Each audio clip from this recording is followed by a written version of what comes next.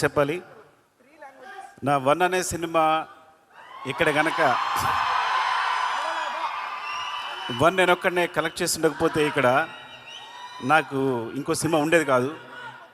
ఆ విషయంలో మీరు చాలా హెల్ప్ చేశారు. Thank you so much. ఈ సినిమా సంబంధించి ముందు దిల్ రాజు గురించి చెప్పాలి. నాతో మొట్టమొదటి సినిమా తీయడానికి ఇప్పుడంటే డైరెక్టర్స్ అందరికీ చాలా అవకాశాలు వస్తున్నాయి. అప్పుడు కొత్త డైరెక్టర్కి అవకాశం ఇవ్వాలంటే చాలా డౌట్ పడేవాళ్ళు.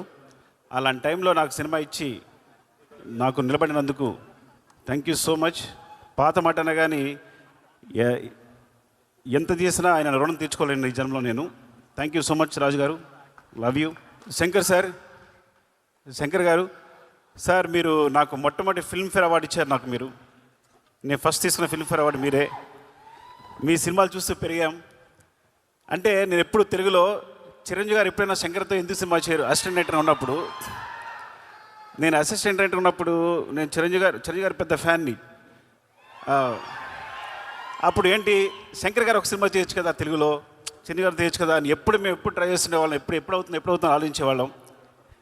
అలా ఒక్కసారి నాకు చరణ్ తెలుసా శంకర్ గారితో సినిమా చేస్తాను చెప్పగానే మేము ఎంత ఆనందపడి గంతులేసామో మీకు తెలియదు.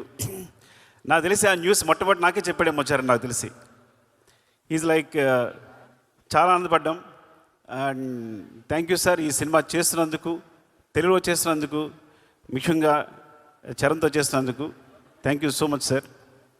సూర్య గారు, యాక్చువల్లీ మీ ఖుషికి నేను చాలా పెద్ద ఫ్యాన్. ముందు అంటే నేను పెద్దగా అసిస్టెంట్ డైరెక్టర్గా పెద్ద సినిమాలు చేయలేదు. రైటర్గా వచ్చి డైరెక్టర్గా అయిపోయాను. సో నేను ఒక 2-3 సినిమాలు పెట్టుకున్నా డైరెక్టర్ అవడానికి. ఏంటి, ఏ సీన్ ఎలా తీయాలని. అందులో అప్పుడు సీడీలో మీ ఖుషి ఒకటి ముందుకి వెనక్కి వెళ్తూ ఉండేది, ఏ సీన్ ఎలా తీశారని చెప్పి. Thank you so much for teaching మీ. మా ఊరమ్మాయి అంజలి అండ్ ఈ సినిమాలు చాలా బాగా చేశారు. Thank you Thaman.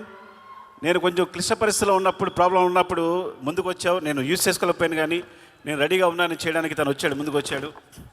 Thank you so much Thaman. And ఇంత మంచి మ్యూజిక్ ఇచ్చినందుకు, ఇంత మంచి సాంగ్స్ ఇచ్చినందుకు గేమ్ చేంజర్కి. అండ్ చరణ్ డార్లింగ్, ఎవరికి తెలియదు, నేను ప్రతి హీరోని సినిమా చేసినప్పుడు చాలా ప్రేమిస్తాను. ఆ సినిమా చేస్తాను బికాస్ ఒక సినిమా చేసినప్పుడు మా అనుబంధం 1 year 2 years ఉంటుంది. నాతో సినిమా చేసినప్పుడు 2-3 years ఉంటుంది. కానీ ఎప్పుడు సినిమా అయిపోయినా నేను ఎవరితోనూ కనెక్ట్ అయి ఉండను. రంగస్థలం అయిపోయినా కూడా ఆ అనుబంధం అలాగే కొనసాగిన ఒకే hero Charan. He's my brother. I love him more than anything. ఆ విషయం ఎప్పుడు మేము కాపాడుకుని వచ్చా, కానీ టెలింగ్ ద స్టేజ్. యాక్చువల్లీ నాకు చాలా ఇష్టం. మేము ఎప్పుడు కలుస్తూనే ఉంటాం, మాట్లాడుకుంటూ ఉంటాం, ప్రతిదీ డిస్కస్ చేస్తూనే ఉంటాం. అన్నిటికన్నా ఇంపార్టెంట్, మీకు ఒక రహస్యం చెప్పాలి. చిరంజీవి సార్తో కలిసి నేను ఈ సినిమా చూశాను, game changer. So first review నేనే ఇస్తాను మీకు. First half awesome, interval block buster, మీరు నమ్మండి. సెకండ్ హాఫ్లో ఫ్లాష్ బ్యాక్ ఎపిసోడ్ చూస్తే గూస్ బంప్స్, ఫినామినల్. నేను మళ్ళీ శంకర్ గారి సినిమాలు జెంటిల్మెన్, భారతీయుడు చూసి ఎంత ఎంజాయ్ చేశానో అంత ఎంజాయ్ చేసిన సినిమాని. రంగస్థలం సినిమాకి నేను కంపల్సరీ నేషనల్ అవార్డు వస్తుంది అనుకున్నాను చరణ్కి. అండ్ అందరూ ఎక్స్పెక్ట్ చేసాం. సో బట్ ఈ సినిమా క్లైమాక్స్, తన ఎమోషన్ చూసినప్పుడు నాకు మళ్ళీ అదే ఫీలింగ్ కలిగింది.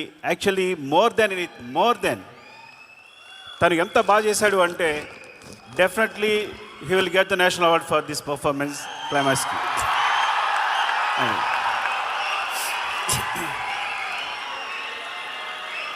Shankar sir, thank you so much ఇంత మంచి సినిమా ఇచ్చినందుకు చరణ్కి.